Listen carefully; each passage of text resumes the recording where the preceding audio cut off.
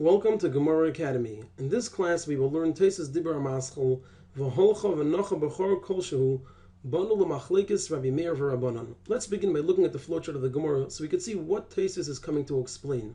So in the Gemara, Rava asked the question on Abaya, who said that Chayve Rosh Hashanah have the status of Rosh Hashanah. And the question Rava asked Abaya is, according to you, why didn't we explain the Mishnah that says when a person threw an item 4 amas of Rosh Hashanah at a wall, he's chayiv? Why didn't we explain that it landed in a hole that was in the wall? And the reason he's chayiv is because it landed in a Rosh Hashanah, which according to Abaya has the status of Rosh Hashanah.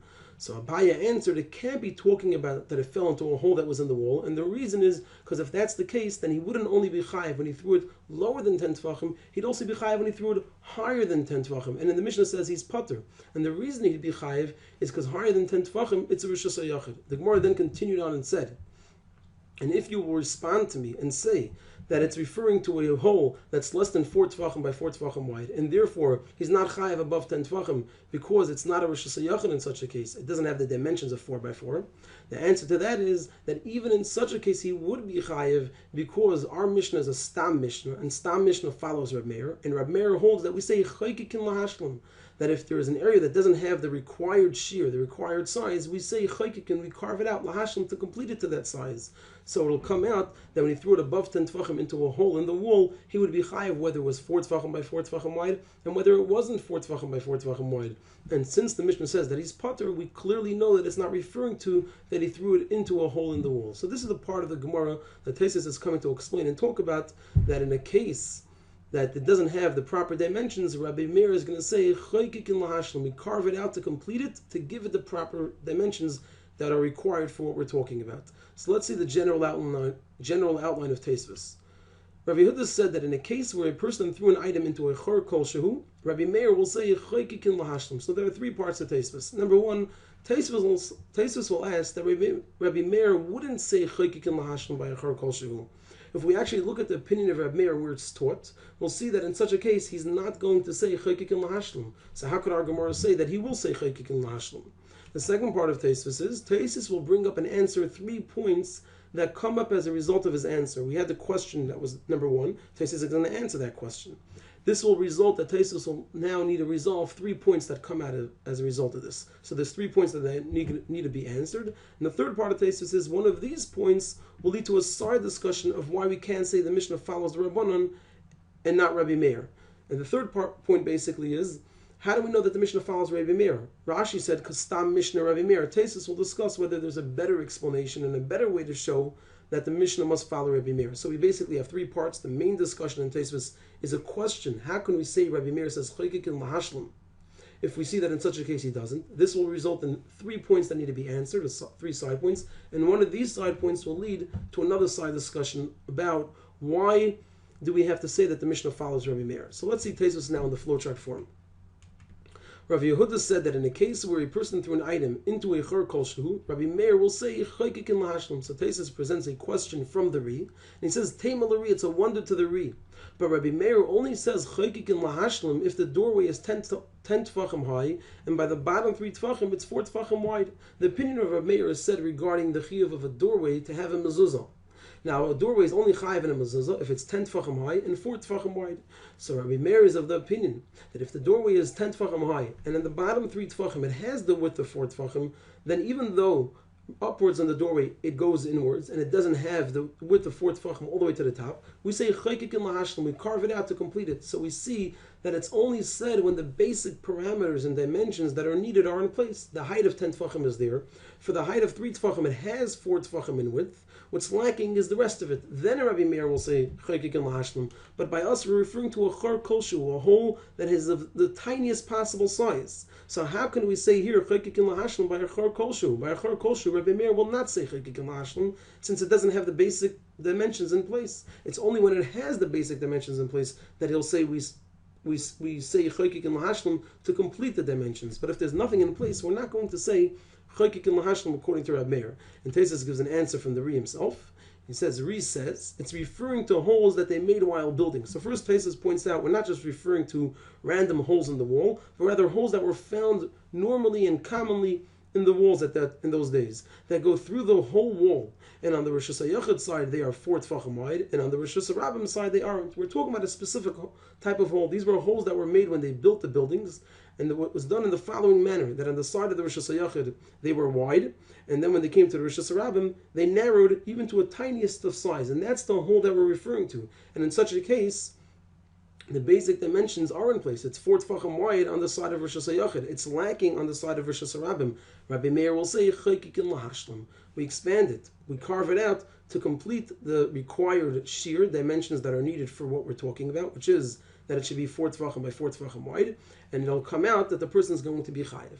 So this is really the heart of Tosfos, which is that he explains that the case we're referring to over here is a different hole than what it seems like in the discussion of the Gemara, and that's why in that case Rabbi Meir will say chaykikin lahashlim. Before we move on to the side points, there's still a little more that needs to be put into place. So Tosfos now is going to continue his answer, put the final points in place, but these are side points in regard to his actual answer, which is we're talking about a different hole. So let's put those points in place. And Tosfos says, everybody agrees that these holes are a chayr Rosh Hashanah, which are Rosh Hashanah. First, Tosfos puts in place over here that everybody is of the opinion that these are chayr Rosh Hashanah, which are Rosh Hashanah. There's no question about that. When we read the Gemara originally, we were thinking that above 10 tefachim, if it's less than 4 by 4, not everybody will agree it's a Rosh Hashanah. It doesn't have the parameters, the dimensions of Rosh Hashanah. It's higher than 10 tefachim, but it's not 4 tefachim by 4 tefachim wide. According to this, it comes out everybody agrees it's a Rosh Hashanah because it's a Chayr Rosh Hashanah. It's exposed to the Rosh Hashanah, and a Chayr Rosh Hashanah has the status of Rosh Hashanah. So what's the argument between Rav Meir and Rabbanan? Tosfos explains, and they're only arguing if we say Chaykikin Lahashlim.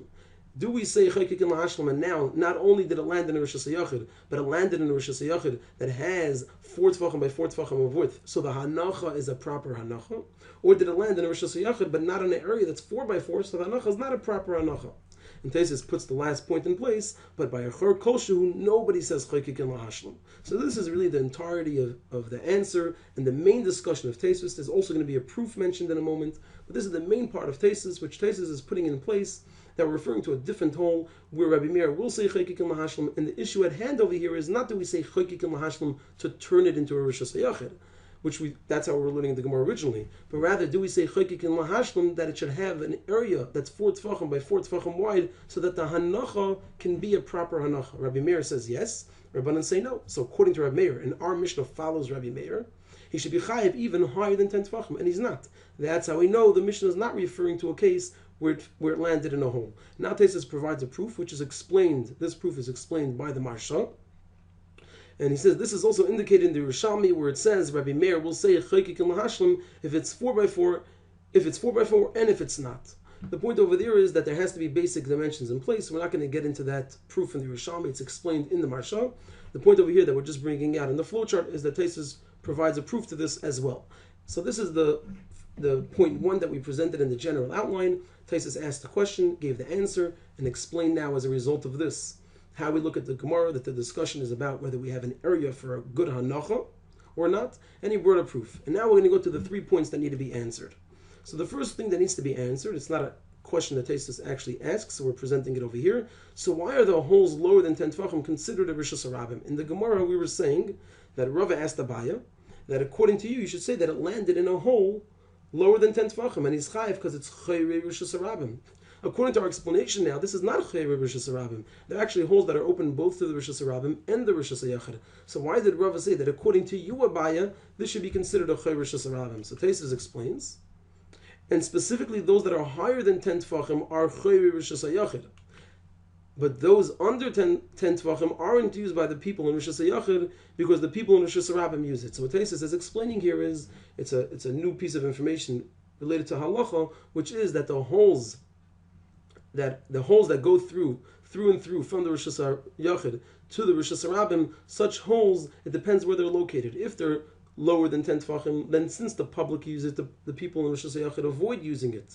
However, if it's higher than 10 tefachim, it's not convenient for the people in the public to use it, and then the people in Rosh Hashanah use it. So such holes, it'll depend where they're located. If they're higher than 10 tefachim, they'll be classified, they'll have the status of a Rosh Hashanah, and if they're lower than 10 tefachim, they will have the status of a Rosh Hashanah. Now, another 2 points that need to be addressed. So this came from the from the supportive piece of information. The other two come from the answer itself. So the first is, what does v'chi tema the lesbu dalet al dalet mean? We said that if it landed in a hole above 10 tefachim, he'll be chayiv because he carried to Rishus HaYachid. And the Gemara said, and if you will tell me it doesn't have the dimensions of 4 by 4, so what? The way we learned it is, if it doesn't have the dimensions of 4 by 4, and therefore it's a makim p'tur. However, that's not what it's going to mean anymore. What it's going to mean is v'hachi p'rushi. Says this is how we read the Gemara. And if you say it's less than 4 tefachim by 4 tefachim, which really means that only on one side it has 4 tefachim, the other side doesn't. So even though it's chayr Rishus HaYachid not, so therefore it's a makim p'tur. Even though it's chayr Rishus HaYachid, which is a Rishus HaYachid, it's like throwing in the ear. Why is it like throwing in the ear if you threw it into Rishus HaYachid? Since it didn't rest on a place that's 4 by 4. It doesn't have a proper hanacha. And if you're going to tell me that, but Rav Yehuda Amar B'chia said that Rameir will say chaykikin lahashlim. So just to explain what's being said over here is the Gemara said, v'chi tema, if you will say that it doesn't have the area of 4 by 4, the way we learned it originally is, so therefore that's why he's not chayiv when he threw it in the hole above 10 tefachim, because it's a makim p'tur. That's not how we're reading it anymore. What we're reading it is, if you're going to say it doesn't have 4 by 4, so although it's chayr Rishus HaYachid and it's a Rishus HaYachid, still in all the person is going to be pater because it doesn't have a proper hanacha, and therefore it's the same as if the person threw it in the ear. And that's how we would read the Mishnah. The Mishnah says above 10 tefachim is kazerik ba'avir, is like throwing in the ear. Why is it like throwing in the ear? He landed in a Rishus HaYachid. It's the same as throwing in the ear, since it doesn't have a proper hanacha, an area that's 4 by 4, throwing in the ear. And this is basically the same thing, since there's no chiyuv involved. And now for the last and final of the 3 points, and this is a very important question over here. We're explaining that the Gemara is referring to such a hole. The question now comes up that we need to ask, why the question should remain on Abaya. Fine, Abaya, we can understand why it's not talking about such a hole, but why don't we say it's talking about a hole that's a chor kol shehu that doesn't go all the way through? And when it landed lower than 10 tefachim, he's chayiv, because according to Abaya, chor Rishus Harabim are Rishus Harabim, and above 10 tefachim, he's going to be pater, because Rabbi Meir will not say chaykikin lahashlim. So Tosfos says, in this, that we don't say that it's referring to a chor kol shehu, because now the Gemara only resolves the question by a hole that goes through and through. Only there did we answer Abaya. But what about a hole that doesn't go through and through? According to Abaya, we should establish the Mishnah in such a case. It landed in a hole lower than 10 tefachim is chayiv because he threw Dalad Amis into a chor Rishus Harabim, which Abaya holds is a Rishus Harabim, and above 10 tefachim is pater, because since it's so small, we're not going to say chaykikin lahashlim. So Tosfos gives 2 answers. Number 1, that's the way regular holes are. It's not a regular case. Our whole question is, talk about a hole rather than a fatty fig, because it's more common. The more common holes are those that were built, that were made while building the homes and the walls. They're not holes that just happen to be in the walls. And the second answer Tosfos presents is by a chor kol shehu, where we don't say chaykikin lahashlim. If we're talking about such a small hole, why would he be chayav by lower than 10 tefachim if it didn't rest on an area that's 4 by 4? What would be the question on Abaya? That talk about a hole and he would be chayiv. What type of hole is this? If it's not 4 by 4, he doesn't have a proper anacha. If it is 4 by 4, then he's chayiv lower than 10 tefachim. He's also chayiv above 10 tefachim, because the holes have to be the same. Above 10 tefachim, a hole that's 4 by 4 will be a Rishus HaYachid, and he'll be chayiv. So that type of hole is not a question, because whatever we apply lower than 10 tefachim, we have to apply above, and whenever we apply above 10 tefachim, we have to apply lower. So if we say above 10 tefachim was less than 4 by 4, that's why he's pater. Well, then lower than tefachim, it's also less than 4 by 4, he'll also be pater. If we say below 10 tefachim, it's 4 by 4, and that's why he's chayiv, then above 10 tefachim, it also has to be 4 by 4, and he would also be chayiv. So that's why I can't be talking about such a hole. And this point that Tosfos just made about why lower than 10 tefachim would he be chayiv if it's not 4 by 4, Tosfos says, Tosfos now brings this and relates it to a side point. And he says, we don't have to say like Rashi that Stam Mishnah Rab Meir. According to the information we just provided, we'd have to say that it's connected to Rab Meir because Stam Mishnah Rab Meir. The reason is, rather, if it's talking about a hole that's not 4 by 4, we must say it's like Rabbi Meir because it's chayiv in the Seifa. We said if it's talking about a hole that's not 4 by 4, now why would it be chayiv in the Seifa? Why would it be chayiv when he threw it lower than 10 tefachim if it's not 4 by 4? The hanacha is not on an area that's 4 tefachim by 4 tefachim wide. It's not a proper hanacha. So obviously, if it's not 4 by 4, it's because we're following Rab Meir in the Seifa. So we must follow Rab Meir in the Reisha. So how do we know our Mishnah goes with Rab Meir? It's not because Stam Mishnah Rab Meir. We're going back now to the hole that's wide on one side and narrow on the other. But rather because if we say, but maybe the hole is less than 4 tefachim wide on the side of Rishus Harabim, well, that means also lower than 10 tefachim, it was less than 4 tefachim wide. So why is he chayiv there? Obviously, because we say chaykikin lahashlam. So then also above we have to say chaykikin lahashlam. So the proof that it follows Reb Meir is not because of some external piece of information that's Stam Mishnah Reb Meir, but the Mishnah itself says, I'm following Rabbi Meir. Because if you're going to interpret the Mishnah that the side of the Rosh Hashanah is less than 4 tefachim wide, then why is he chayav lower than 10 tefachim?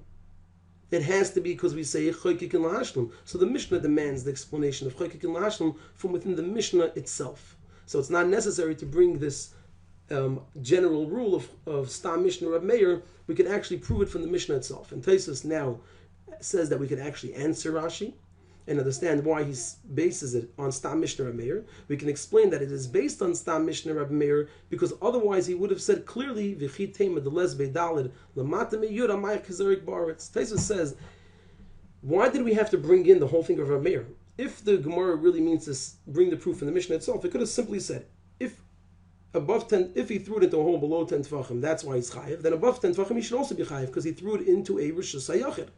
And if you were going to answer me that the hole above 10 tefachim was narrow on the side of the Rosh Hashanah, that doesn't make any sense. Because if it's narrow, then he won't be chayiv with lower than 10 tefachim because it doesn't have an area of 4x4. Why didn't the Gemara say that? The Gemara rather brought down Rabbi Meir and Chaykikin Lahashlam. So from the fact that the Gemara brought down Rabbi Meir and Chaykikin Lahashlam and didn't bring the proof from within the Mishnah itself, that could show us that for whatever reason, he's not explaining the reason, but he's explaining why Rashi said it's based on Stam Mishnah Reb Meir. Because if it wasn't based on Stam Mishnah Reb Meir, but rather from within the Mishnah itself, we never would have brought up Reb Meir. So Tosfos says that from the fact that the Gemara does bring up Reb Meir shows that it is based on Stam Mishnah Reb Meir. Now the question still remains, why did the Gemara bring up Reb Meir if it could have just proved it from within the Mishnah itself? But that's not the discussion at hand. The discussion at hand is to understand what was the Gemara's message by bringing up Reb Meir. Is it to say that we could prove it from within the Mishnah itself, or is it because Reb Meir says this and Stam Mishnah Reb Meir says Tosfos, we could understand and justify the explanation of Rashi that it's based on Stam Mishnah Reb Meir, because otherwise, if it's from within the Mishnah itself, he wouldn't have brought it up. So we can understand that why Rashi says that, and now we can understand the flow of the Gemara. So just to summarize the Tosfos and see it based on the general outline, we had the main discussion of Tosfos with the proof, which is Rabbi Meir will not say in such a case chaykikin lahashlam, and the answer is we're not talking about a chur kosher, we're talking about a different type of hole. Then the three questions that needed to be explained is, so then if it's a hole that goes through and through, why is it considered a chur rishas harabim when it's lower than 10 tefachim and a chur rishas yachid above 10 tefachim? Tosfos explained that. The second thing that needed to be explained is if it's talking about such a hole, then why did we say above 10 tefachim is like throwing in the ear? It's a chayr shasayachid. So we said it's like throwing in the ear because it didn't have a proper anacha. The third thing we needed to explain is, so why don't we establish the Mishnah to be talking about a chayr kolshehu? And then everything would make sense. We're talking about a chayr kolshehu, lower than 10 tefachim, he's going to be chayav because it's chayr shasarabim, and higher than 10 tefachim, he's going to be pater because Rabbi Meir won't say chaykikin lahashlam. Tosfos gave two answers. Number one, it's not a common type of hole. Number two, then he wouldn't be chayav even lower than 10 tefachim, because he doesn't have a proper anacha, since it's a chur kosher, it's smaller than 4 tefachim by 4 tefachim wide. And once he presented that idea that the Mishnah itself is connected, whatever we apply in the Sefer will influence the Reisha, which is above 10 tefachim. Whatever we apply to above 10 tefachim will influence lower than 10 tefachim. Tosfos says that we could prove from within the Mishnah itself that we're going to say chaykikin lahashlim, because if it's smaller than 4 tefachim above 10 tefachim, that means it was smaller, lower than 10 tefachim. And if it's smaller, lower than 10 tefachim, why would it be chayiv? It must be because we say chaykikin lahashlim. So we say chaykikin lahashlim also above. And then Tosfos said that the truth is, from the structure of the Gemara, it seems that it is leaning on the fact that Stam Mishnah Reb Meir.